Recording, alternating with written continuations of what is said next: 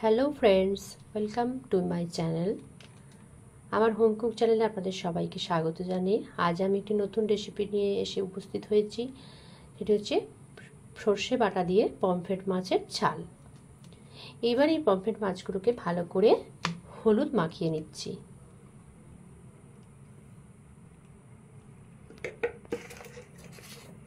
এবার একটু নুন দিয়ে দেব।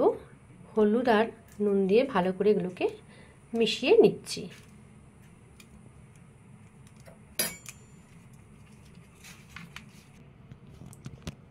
আমার ভালোভাবে হলুদ গুঁড়ো এবং নুন দিয়ে ভালোভাবে এটাকে মাখানো হয়ে গেছে। এইবার আমি ভেজে নেব। কড়া আমার গরম হয়ে গেছে, আমি এবার তেল এখানে দিয়ে দিচ্ছি। কড়াতে আমি তেল দিয়ে দিয়েছিলাম, তেল আমার গরম হয়ে গেছে। আমি সামান্য একটুখানি নুন দিয়ে দিচ্ছি তেলের মধ্যে। তেলেতে নুন দিলে মাছগুলো খুব সুন্দর একটা একটা ভালোভাবে ভাজা হয়। এবার আমি মাছগুলো একটা একটা করে তেলেতে দিয়ে দিচ্ছি।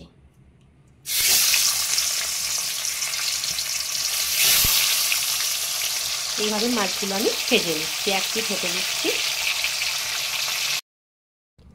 বন্ধুরা, আমি আবার 10 মিনিট বাদে ফিরে এলাম। এখন দেখুন এখানে সমস্ত আমার পমফ্রেট মাছগুলো ভালোভাবে ভাজা হয়ে গেছে। চলুন এবার রেসিপিটি শুরু করছি। কড়াতে তেল দিয়ে দেব। কড়াতে আমি তেল দিয়ে দিয়েছিলাম আগেই, কিছুটা তেল ছিল, আর একটু সামান্য তেল এখানে অ্যাড করছি।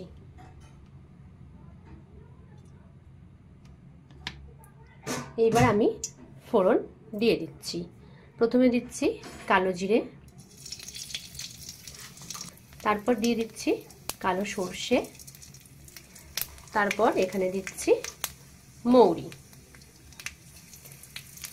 এখানে গোটা মৌরি দিয়ে দিলাম। মৌরিটা দিলে স্বাদটা খুব ভালো হয়। এখানে কালো জিরে আর সর্ষে ফোড়ন দিয়েও করা যায়, কিন্তু আমি এখানে মৌরিটা অ্যাড করছি। মৌরি দিলে খুব টেস্টি হয়। এবার দিয়ে দিচ্ছি কেটে রাখা টমেটো,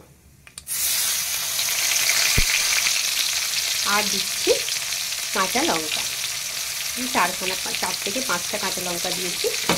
আপনারা যেরকম স্বাদ মতো যেরকম ঝাল খান সেরকম দিয়ে দিতে পারেন। আমি এখানে 5টা কাঁচা লঙ্কা দিয়েছি।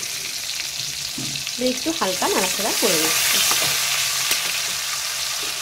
এখন একটু হতে দিচ্ছি। টমেটোগুলো ভালোভাবে সিদ্ধ হয়ে এসেছে। এইবার আমি বেটে রাখা সর্ষে এখানে দিয়ে দিচ্ছি।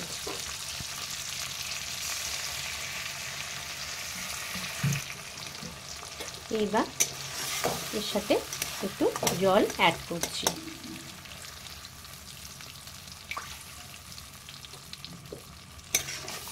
এবার কিছুক্ষণ হতে দিচ্ছি।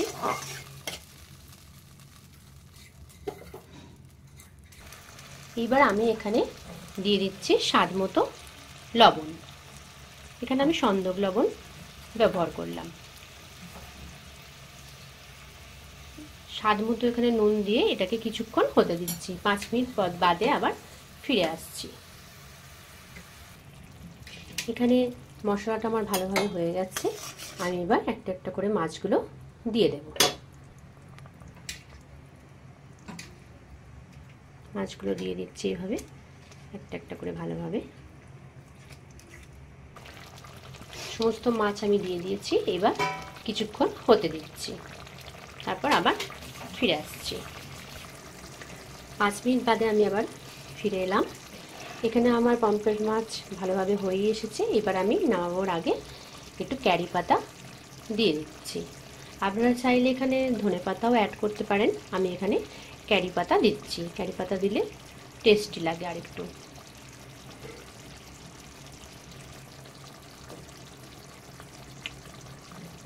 কিছুক্ষণ সামান্য পরিমাণ একটু 2 মিনিট মতো এটাকে আরেকটু হতে দিচ্ছি।